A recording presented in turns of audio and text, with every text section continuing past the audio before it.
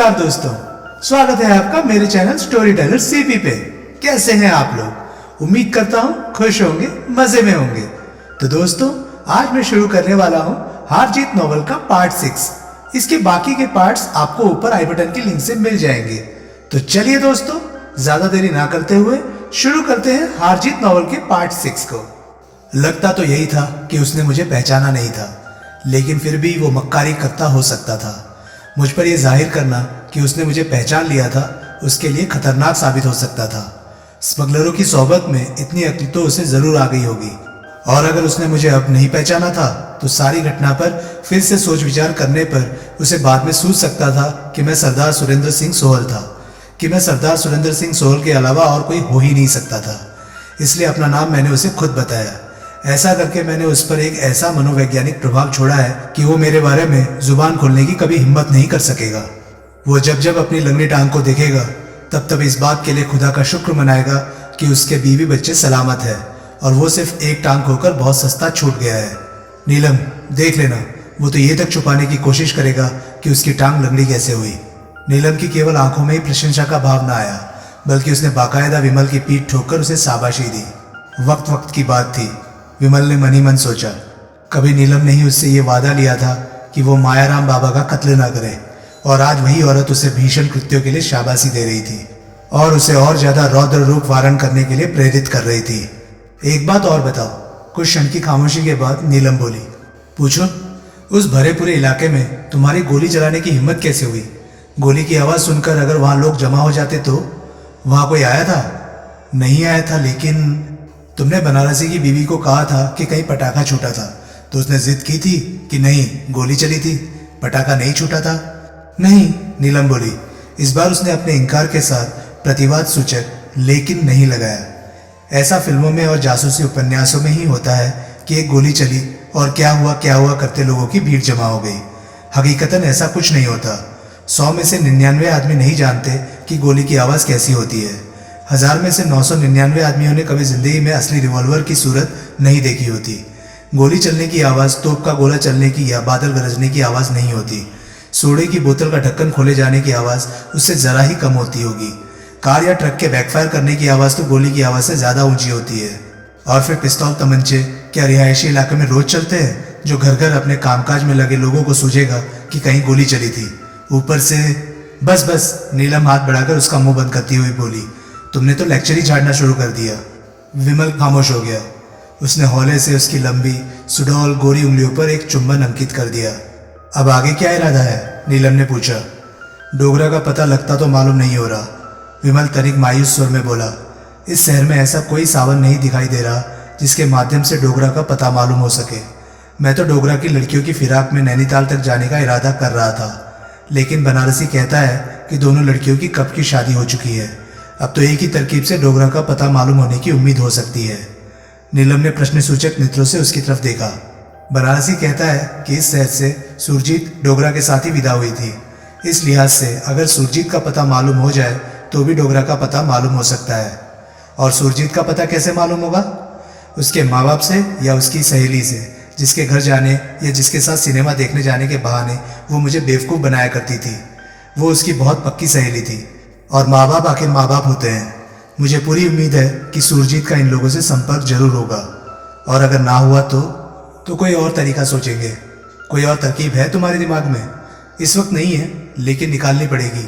आज की तारीख में सुरजीत और डोगरा को ढूंढ निकालना मेरी जिंदगी का पहला और आखिरी मिशन है। तुम्हें कामयाबी जरूर हासिल होगी, नीलम दृढ़ स्वर में बोली। हमारे धर्म ग्रंथ में लिखा है कि सोचे सोची ना होए जे सोची लखवार। अपनी तरफ से तो मैं अपने मिशन में कामयाब होने के लिए ज़मीन आसमान एक कर दूंगा। आगे वाहिगुरु की मर्जी है कि वो मेरी सोची सोच होने देना चाहता है या नहीं। सरदार जी, अगर ये बात सही है कि मजलूम और सताए हुए लोगों का मददगार खुदा होता है तो तुम अपने मिशन में ज़रूर कामयाब होगे। विमल खामोश रहा। नीलम ने अपनी बाहें फैलाई और उसे यूं अपने अंक में भर लिया जैसे कोई माँ अपने अबोध शिशु को कलेजे से लगा लेती है, दुनिया जहान की बलाओं से उसकी हिफाजत करने के लिए, उसकी मुसीबतें अपने सर पे लेने के लिए। सुरजीत का मायका यमुना नदी के पार नैनी बाजार में था। सुबह सवेरे ही विमल और नीलम नैनी बाजार पहुंच गए। विमल ने दूर से ही नीलम को समझा दिया कि सुरजीत के माँ बाप का मकान कौन सा था। जोर जबरदस्ती का जैसा सलूक मैंने बनारसी के साथ किया था, विमल ने नीलम को बताया, वैसा मैं अपने सास ससुर के साथ नहीं कर सकूंगा। ऊपर से अगर उन्होंने मुझे पहचान लिया तो वे अपनी लड़की को खबर किए बिना नहीं मानेंगे कि मैं उसकी तलाश में यहाँ आया था। हो सकता है वो पुलिस को भी खबर कर दें, इसलिए वहाँ तुम अकेली ही जाओ। ठीक है, नीलम बोली। तुम अपने आप को सुरजीत की सहेली बताना, ऐसी सहेली जिसका पति फॉरेन में रहता है और जो बरसों बाद इलाहाबाद लौटी है। तुम उन्हें कहना कि तुम सुरजीत से मिलने सुभाष नगर गई थी, लेकिन वो वहाँ। बस करो, मुझे बिल्कुल ही मिट्टी का माधो मत समझो, मैं सब संभाल लूंगी। Very good. नीलम विमल को सड़क पर खड़ा छोड़कर आगे बढ़ गई। विमल समीप स्थित एक टी स्टॉल में जा बैठा। उसने अपने लिए चाय बनवाई। अपनी चाय की अभी उसने एक ही चुस्की भरी थी कि नीलम वापस लौट आई। विमल ने चाय छोड़ दी, उसके पैसे चुकाए और सड़क पर आ गया। दोनों सड़क पर अगल बगल चलते हुए आगे बढ़े। क्या हुआ? विमल ने तनिक व्यग्र भाव से पूछा। सुरजीत के माँ बाप अब वहाँ नहीं रहते, नीलम बोली। उन्हें वो मकान छोड़े कई साल हो चुके हैं। ओह, विमल के स्वर में निराशा का स्पष्ट पुट था। मैंने आसपास से पूछताछ की थी, किसी को भी ठीक से मालूम नहीं है कि वे लोग कहाँ चले गए हैं। कोई कह रहा था कि उनका कोई भतीजा इंग्लैंड में रहता है और वे उसके पास चले गए, तो कोई लुधियाने के पास किसी गांव का नाम ले रहा है जहाँ की वे मूल रूप से रहने वाले हैं। बहरहाल ये संभावना किसी ने भी व्यक्त नहीं की है कि वे इलाहाबाद में ही कहीं और रह रहे हो सकते हैं। यहाँ मकान उनका अपना था, अगर उन्होंने यहीं रहना था वे यहीं अपने मकान में रहते। बिल्कुल ठीक, खासतौर से जबकि वे लोग ये मकान बेचकर यहाँ से गए हैं, यानी कि कामयाबी की राह का एक दरवाज़ा और बंद। नीलम ने बड़ी हमदर्दी के साथ विमल का हाथ दबाया और बोली, अब उसकी सहेली के यहाँ चलें? हाँ, फिलहाल तो वही एक आखिरी उम्मीद बाकी है। सुरजीत की कथित पक्की सहेली का नाम कुमुद जोशी था। वो जॉर्ज टाउन के इलाके में महात्मा गांधी मार्ग के पास जिस मकान में रहती थी वो उसके पति की जाति मिल्कियत था। उसका पति उनके घर के समीप ही स्थित यूनाइटेड बैंक में काम करता था।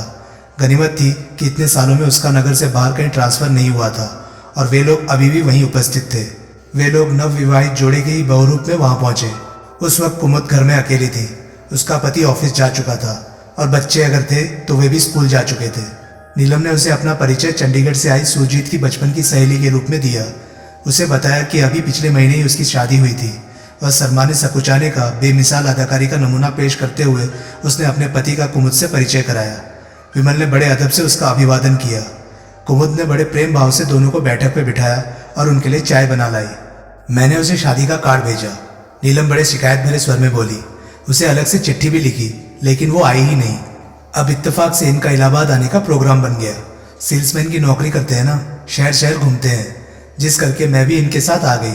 लेकिन यहाँ आकर पता लगा कि सुरजीत के घर में तो कोई और ही रह रहा है। हम नैनी बाजार उसके माँ बाप के घर पहुँचे तो मालूम हुआ कि वे भी अब यहाँ नहीं रहते।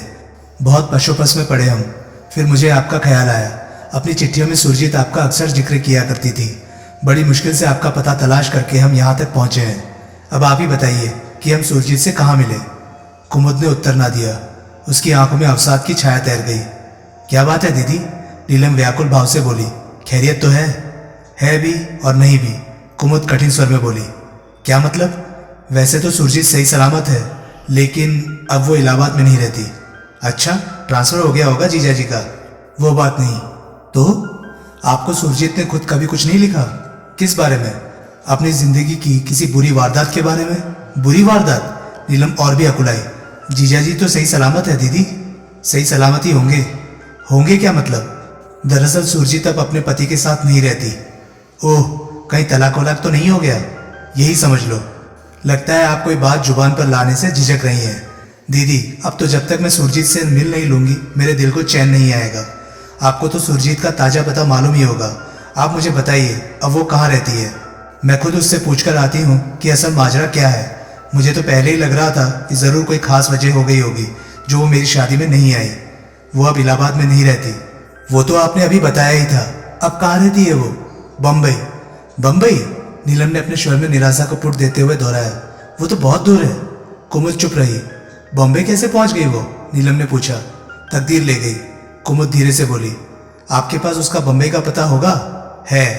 आप मुझे उसका पता बताइए, मैं उसे चिट्ठी लिखूंगी और जिद करके सब हाल मालूम करूंगी। शादी के चक्कर में इनकी सारी छुट्टियां खत्म हो गई हैं, इसलिए बम्बई जाने के लिए ये और छुट्टी नहीं ले सकते। इतनी दूर अकेले जाने का मेरा हौसला नहीं होता। वैसे ये भी मुझे अकेले नहीं भेजेंगे, क्यों जी? इतनी दूर? विमल एक निहायत जिम्मेदार पति की तरह गंभीरता से बोला। एक अजनबी शहर में तुम्हारा अकेले जाना तो ठीक नहीं। देखा, नीलम बोली। वैसे दीदी, दूरी की और शहर अजनबी होने की तो ये ओट ले रहे हैं। असल बात तो ये है कि ये मेरे बिना रह ही नहीं सकते। क्यों जी, गलत कह रही हूं मैं? विमल बड़े संकोचपूर्ण ढंग से हंसा। आप मुझे बंबई का पता बताइए दीदी। नीलम फिर कुमुद से संबोधित हुई। हमारा जब दाव लगेगा हम उससे मिलने बंबई जरूर जाएंगे, लेकिन चिट्ठी तो मैं उसे अभी लिखूंगी। जवाब तो देती है ना वो? मुझे तो देती है, फिर तो मुझे भी देगी। मैं आपको सुरजीत का पता लिख कर देती हूँ। क्षणिक हिचकिचाहट के बाद कुमुद अपने स्थान से उठती हुई बोली। वो उठकर बगल के कमरे में चली गई तो नीलम ने विमल को आंख मारी और हंसती हुई बोली, बन गया काम सरदार जी। विमल ने दबे स्वर में घुड़की दी। वो सुन लेगी। 2 मिनट बाद कुमुद वापस लौटी। उसने नीलम को एक कागज थमा दिया जिस पर बंबई का एक पता लिखा हुआ था। नीलम ने एक सरसरी निगाह कागज पर डाली और उसे विमल को थमाती हुई बोली, इसे संभाल कर रखना जी, तुम्हारी चीजें खो देने की बड़ी बुरी आदत है। ये चीज नहीं खोएगी, विमल निश्चयपूर्ण स्वर में बोला। उसने कागज पर लिखे पते पर एक निगाह डाली। लिखा था, सुरजीत कौर, फ्लैट नंबर 4, दूसरा माला, Rupa Bai mansion 22, hill road, Bandra west, Bombay. उसने कागज तय करके अपने कोट की भीतरी जेब में रख लिया। दीदी, नीलम बड़े संवेदनशील स्वर में बोली, आपको जो चिट्ठियां वो लिखती है उससे क्या लगता है? वो सुख चैन से तो है। सुख चैन से क्यों नहीं होगी? कुमुद अवसादपूर्ण स्वर में बोली। बंबई जैसे महंगे शहर में वो अपने फ्लैट में रहती है, हर सुख सुविधा हासिल है उसे।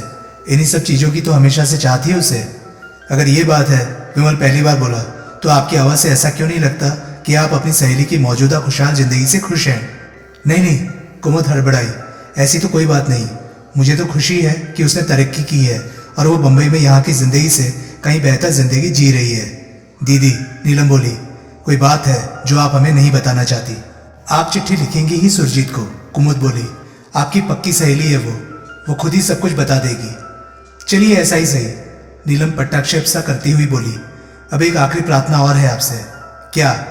आप अगर आजकल में सुरजीत को चिट्ठी लिखें तो उसे ये मत लिखिएगा कि आपने उसकी चंडीगढ़ वाली सहेली नीलम को उसका बंबई का पता बताया था।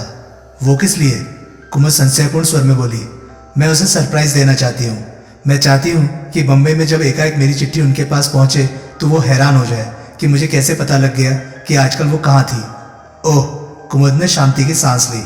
अब हम चलते हैं दीदी, नीलम उठती हुई बोली।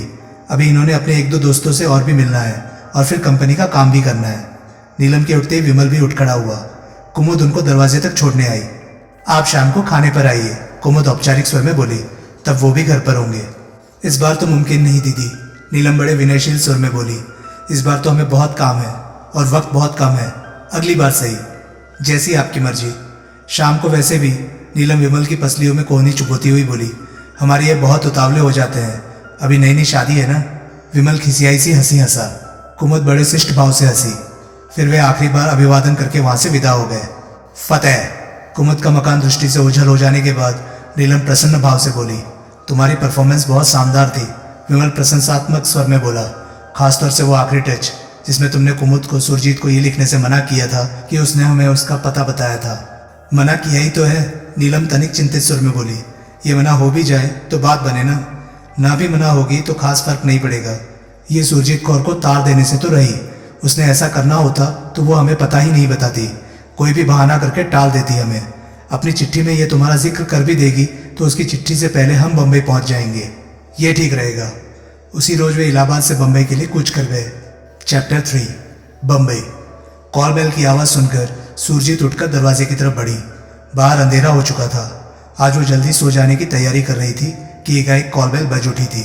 पता नहीं कौन आ गया था, जरूर कोई पड़ोसी होगा जो टेलीफोन करना चाहता होगा। उस इमारत में एक आधी और फ्लैट था जिसमें कि टेलीफोन था, इसलिए यूं कभी कॉल बेल बजती थी तो साधारणतया कोई टेलीफोन करने ही आया होता था। और कौन आता उसकी तन्हा जिंदगी में। अपने नाइट गाउन की डोरियां बांधती हुई वो फ्लैट के मुख्य द्वार पर पहुंची। उसने दरवाज़ा खोला। आंगतुक पर निगाह पड़ती उसे यूं लगा जैसे एकाएक उस पर गाज गिरी हो। उसे अपनी आंखों पर विश्वास न हुआ। हैरानी से उसकी आंखें फट पड़ी। उसके चेहरे से खून निचुड़ गया और होंठ कागज की तरह फड़फड़ाने लगे। वाहेगुरु सच्चे पातशाह, क्या वो सपना देख रही थी? क्या वो सो चुकी थी और सपने में उसे ऐसा लगा था कि उसके फ्लैट की कॉल बेल बजी थी और उसने जाकर दरवाज़ा खोला था? अगर वो जाग रही थी तो क्या वो भूत देख रही थी?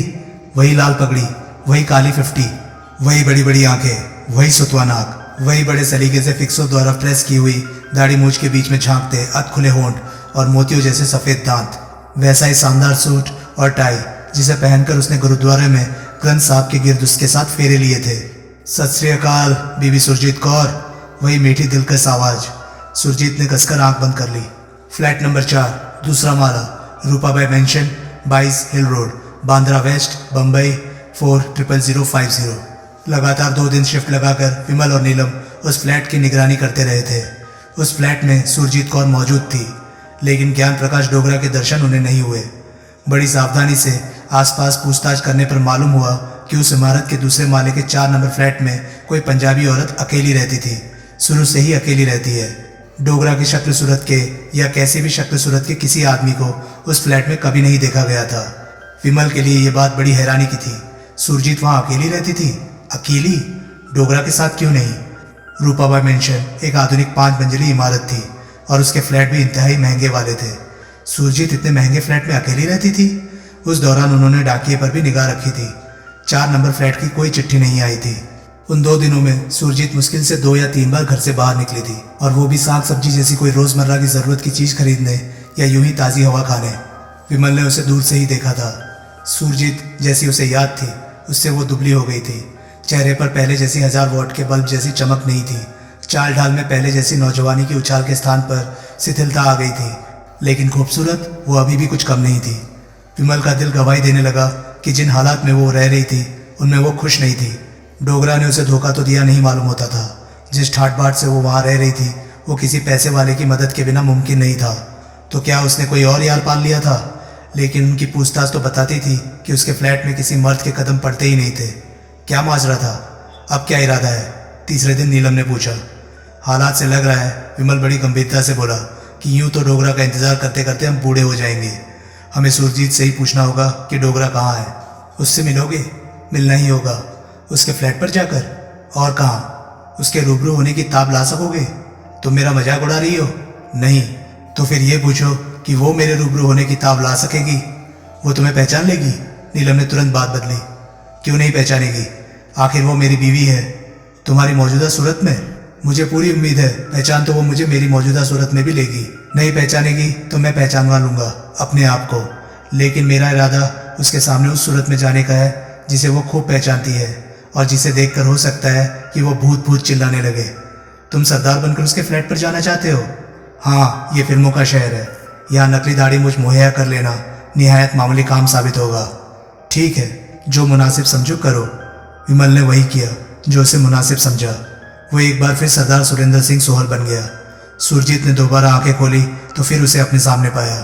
वो उसे देखकर मन मन मुस्कुरा रहा था। मैं क्या जी, सत श्री अकाल, वो दोबारा बोला। नहीं, वो कांपती आवाज में फुसफुसाई। ये नहीं हो सकता, ये नहीं हो सकता। क्या नहीं हो सकता? उसके मुंह से बोलना फूटा। क्या तुम्हारे इस नए घर में मेहमान को घर से बाहर ही खड़ा रखने का रिवाज है? दार जी, उसके मुंह से यूं आवाज निकली जैसे किसी भीषण पीड़ा से कराहते हुए व्यक्ति के मुंह से निकलती है। बल्ले, विमल बोला। वाहेगुरु दी मेहर ते होए, सडी सरदार दी ने सानू पहचाना ते सही। तुम? वो कातर स्वर में बोली। उसका शरीर भीषण हवा के थपेड़ों के सामने किसी भी क्षण हथियार डाल देने को तत्पर कमजोर पेड़ की तरह लहरा रहा था। तुम मुझे मार डालोगे? तुम मुझे मार डालोगे? पीछे हटो, विमल बोला। उसके स्वर में कर्कशता तो ना आई, लेकिन दृढ़ता ऐसी थी कि सुरजीत तत्काल पीछे हटी। विमल ने फ्लैट के भीतर कदम रखा। उसके पीछे कीमती जेवरों से लदी हुई जरी के काम की लाल साड़ी पहने, लाल चूड़ा पहने, ताजी ताजी परवान चढ़ी, उमंगों से तमतमाए चेहरे वाली जगमग जगमग करती नई ब्याही दुल्हन ने भी भीतर कदम रखा। ये? सुरजीत ने फटी फटी आंखों से उसे देखते हुए कांपती आवाज में पूछा। ये कौन है? उत्तर देने से पहले उसने फ्लैट के दरवाजे को भीतर से बंद किया। फिर वो वापस घूमा। उसने हाथ बढ़ाकर नीलम को अपनी एक बांह के घेरे में ले लिया और उसे अपने पहलू के साथ लगा लिया। ये? वो बड़े सहज भाव से बोला। मेरी बीवी है, मेरी धर्मपत्नी। सुरजीत के चेहरे से रहा सा खून भी निचुड़ गया। उसका चेहरा पूरे कागज से ज्यादा सफेद हो गया। आप बैठ जाइए बहन जी, नीलम मधुर स्वर में बोली। लगता है आपकी तबीयत खराब है। वो विमल से अलग हुई। उसने आगे बढ़कर सुरजीत को सहारा दिया और उसे पिछले एक दरवाजे की तरफ ले चली, जिसके पार एक बेडरूम दिखाई दे रहा था। विमल वहीं ठिठका खड़ा रहा। उसने एक हसरत भरी निगाह सुरजीत कौर के झीने ड्रेसिंग गाउन के नीचे से झलकते गोरे पृष्ठ शरीर पर डाली। फिर उसकी शादी की पहली रात का नज़ारा अपने आप ही उसकी आंखों के आगे घूम गया जब उस गोरे पृष्ठ शरीर को पहली बार उसने अपनी बाहों में भरा था। फिर उसके मानस पटल पर डोगरा का अक्स उभरा और उसके जहन में आए सारे रोमांटिक ख्यालात का इंतकाल हो गया। विमल वहां अकेला आना चाहता था, लेकिन नीलम जबरन उसके साथ आई थी। अच्छा ही हुआ वो उसके साथ आई थी। धन करतार एक आग की सूरत में उसके मुंह से निकला। फिर उसने फ्लैट में चारों तरफ निगाह डाली। वो एक बड़े ऐश्वर्यशाली ढंग से सजा हुआ फ्लैट था। ड्राइंग रूम में अखरोट की लकड़ी का सोफा सेट लगा हुआ था और पूरे फर्श पर कीमती कालीन बिछा हुआ था। बगल में एक गोल मेज और 6 कुर्सियों के साथ बड़ी नफासत से सजा हुआ डाइनिंग रूम था। उसके दाईं तरफ बड़ी खूबसूरत और साफ सुथरी किचन थी। जिधर नीलम सुरजीत को लेकर गई थी उधर एक विशाल बेडरूम था जिसमें एक असाधारण आकार का डबल बेड लगा हुआ था। एक कोने में 3 शीशों वाली ड्रेसिंग टेबल थी। एक परी दीवार के साथ वार्डरोब के दरवाजे दिखाई दे रहे थे। फ्लैट किसी रईस आदमी का ऐशगाह लगता था, लेकिन सुरजीत वहां अकेली थी। आज भी अकेली थी, पहले भी अकेली थी। क्या माजरा था। नीलम ने सुरजीत को बेडरूम में ले जाकर पलंग पर बिठा दिया। विमल बेडरूम में पहुंचा। सुरजीत ने उसकी तरफ निगाह न उठाई। इधर मेरी तरफ देखो, विमल ने आदेश दिया। सुरजीत ने एक बार बड़ी कठिनाई से उसकी तरफ देखा और फिर बुरी तरह से कांपकर निगाह झुका ली। वो कहाँ है? विमल ने पूछा। कौन? सुरजीत बोली। तुम्हें मालूम है कौन? जवाब दो, वो कहाँ है? मुझे नहीं मालूम। ये फ्लैट तुम्हें किसने लेकर दिया? उसी ने। इतने कीमती साजो सामान के साथ इसकी सजावट में उसी का पैसा लगा है? हाँ। फिर भी तुम्हें ये नहीं मालूम कि वो कहाँ है? मुझे नहीं मालूम। वो यहाँ नहीं आता? नहीं। कभी नहीं आता? ना। तुम कब से यहाँ हो? 2 साल से। उससे पहले तुम कहाँ रहती थी? कोलाबा के एक फ्लैट में। उसके साथ? हाँ। उसने तुम्हें अपने से अलग क्यों कर दिया? उसने उत्तर नहीं दिया। जब उसकी तुम्हारे में कोई जिनसी दिलचस्पी नहीं रही तो वो तुम्हारे ऊपर इतना पैसा क्यों खर्चा कर रहा है? ये उसकी मेहरबानी है। उसकी मेहरबानी है या किसी और की? सुरजीत ने तमक कर सिर उठाया। कोई और यार तो नहीं पाल लिया? उसकी बुझी बुझी निगाहों में एक क्षण के लिए वो चमक पैदा हुई जो किसी भयंकर अपमान की प्रतिक्रिया स्वरूप पैदा होती है। एक क्षण के लिए उसकी निगाह विमल की सलाखों की तरह उसे भेदती स्थिर निगाह से मिली। फिर उसने विचलित होकर निगाह झुका ली। मैं वैश्या नहीं हूं, वो धीरे से बोली। नहीं, वैश्या नहीं हो तुम। वैश्या तो अपने आप को बेचती है। तुमने तो मुझे बेचा था। वो खामोश रही। वैश्या नहीं हो तुम। वैश्या से ज्यादा गई बीती हो तुम। वैश्या का कोई धर्म ईमान होता है, पेशे का कोई उसूल होता है, लेकिन तुम्हारा कोई धर्म ईमान नहीं, कोई उसूल नहीं। वैश्या सौदा करती है, तुम गिरे काटती हो। वैश्या की जलील हरकतों के पीछे कोई मजबूरी होती है, कोई जुल्म की दास्तान होती है। तुम्हारी क्या मजबूरी थी? तुम्हारे साथ क्या जुल्म हुआ था? वो दौलत की खातिर अपना जिस्म बेचती है। तुमने ये काम शौकिया किया, हवस की गुलाम बनकर किया। तुम एक ऐसी बदकार औरत हो, ऐश के सिवाय जिसकी कोई आरजू नहीं, ऐश के सिवा जिसकी जिंदगी का कोई मकसद नहीं। ए हवस की गुलाम, बदकार औरत, बता तो क्यों कर किसी वैश्या से बेहतर हुई? मैं वैश्या नहीं। वो एकाएक हिचकियां ले लेकर रोने लगी। मैं वैश्या नहीं। मैं इतना नहीं गिरी।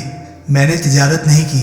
मुझसे एक गुनाह हुआ है और ये सिर्फ मैं जानती हूँ या मेरा वाहेगुरु कि उस गुनाह के लिए मैं कितना पछता रही हूँ, किस कदर मुतवातर खून के आंसू रो रही हूँ। क्यों पछता रही हो? क्यों रो रही हो? जैसी शानो शौकत और ऐशो आराम की जिंदगी इस वक्त तुम्हें हासिल है, वो क्या कोई सरदार सुरेंद्र सिंह सोल नाम का मामूली तनख्वाह पाने वाला मामूली आदमी तुम्हें दे सकता था? गुनाह की ऐसी लज्जत भर किसी को कहाँ हासिल होती है? बीबी सुरजीत कौर, मुझे ये सब कुछ नहीं चाहिए। मुझे अपनी वही जिंदगी चाहिए जिसके वक्त रहते तुम्हें कदर ना हुई। सुरजीत कौर, औरत की इज्जत आबरू एक ऐसा मोती होती है जिसकी आप जिंदगी में सिर्फ एक बार उतरती है, फिर बाद में पछताने से कुछ नहीं होता। मुझे माफ कर दो। एकाएक वो विमल के कदमों में लौट गई और बिलखती हुई बोली, दारजी, किसी भी तरह एक बार मुझे माफ कर दो। विमल ने पांव की ठोकर से उसे परे धकेल दिया और नफरत भरे स्वर में बोला, यह ड्रामा तुम एक बार पहले भी कर चुकी हो। मुझे माफ कर दो दारजी, मैं तुम्हारी गुनहगार हूँ। तुम्हें वाहेगुरु का वास्ता, मुझे माफ कर दो। मैं क्यों माफ कर दूं तुम्हें? मुझे तो इस बेरहम दुनिया में किसी ने माफ नहीं किया। सुरजीत कौर, तुम्हारी एक करतूत की वजह से मेरी जिंदगी का इतना सत्यानाश हुआ है कि सरकार के घर में फांसी ही मेरी सजा है। तुम मुझे सरकार के घर से माफी दिला दो। तुम एक बार काल का पहिया इतना वापस फेर दो कि मैं फिर वही वाहेगुरु का खालसा सरदार सुरेंद्र सिंह सोहल बन जाऊं, जिसका दामन किसी के खून के चींटों से भीगा हुआ नहीं, जिसने किसी का माल नहीं लूटा, जिसने किसी का गला नहीं काटा, जिसने कोई डाका नहीं डाला, जिसने कभी जेल की सूरत नहीं देखी, जो इश्तहारी मुजरिम नहीं, जिसके सिर पर 1 लाख का इनाम नहीं, जिसकी किस्मत में फांसी का फंदा नहीं, जो अपनी खूबसूरत बीवी से भावभीनी विदा लेकर एक नेक शहरी की तरह रिजक कमाने के लिए सुबह घर से निकलता था। अपनी बीवी की याद में हर क्षण उसकी मोहब्बत की तपिश महसूस करता हुआ इंतजार करता रहता था कि कब शाम हो और कब वो अपनी बीवी के पहलू से जा लगे, वो उसकी गोद में गर्क होकर दिन दुनिया भूल जाए। तुम कह दो कि किसी डोगरा नाम के शैतान के नापाक हाथों ने तुम्हारे जिस्म को नहीं छुआ, झूठी कह दो सुरजीत कौर, फिर मैं तुम्हें माफ कर दूंगा। न सिर्फ माफ कर दूंगा बल्कि फिर पहले की तरह तुम्हें अपनी धर्म पत्नी मान लूंगा। बोलो, कर सकती हो ऐसा? फेर सकती हो काल का पहिया? इतनी शक्ति है तुम में? तो दोस्तों, ये था हार जीत नॉवल का पार्ट 6। आपको कैसा लग रहा है प्लीज कमेंट सेक्शन में मुझे लिखकर जरूर बताएं। और हाँ, मैं ऐसे ही वीडियोस लाता रहता हूँ, तो आपको मेरे वीडियोस पसंद आ रहे हैं तो प्लीज उन्हें लाइक कीजिए और चैनल को सब्सक्राइब कीजिए। मैं आपसे मिलूंगा अगली वीडियो में, तब तक के लिए नमस्कार, गुड बाय, सेफ रहिए, खुश रहिए, मजे करिए।